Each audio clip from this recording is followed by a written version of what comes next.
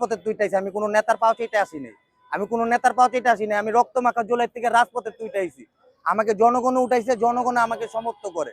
আমি রাজপথে, আমি চাঁদাবাজের বিরুদ্ধে কথা বলি, আমি সন্ত্রাসের বিরুদ্ধে কথা বলি। আওয়ামী লীগ এই বাংলার মাটিতে যদি শেখ হাসিনা আসতে হয়, আগে ফাঁসির কাঠগড়ায় দাঁড়াইতে হবে। উনি হলো খুনি, উনি হলো আপনার ইন্ডিয়ার দালাল। কোনোদিনও এই আওয়ামী লীগ যদি চালায়, তাহলে অন্য কোনো পজিশনে আইতে হবে। এই শেখ হাসিনার দিয়ে আর হবে না। শেখ হাসিনায় আপনার ৭১-এর মাথা বিক্রি করে খাইছে। উনি এই ৭১-এর টাইমে উনি কিন্তু দেশে আসিল না, উনি বাইরে আসিল। এই বাইরেতে উনি ৭১-এর মাথা নিয়ে নিছে।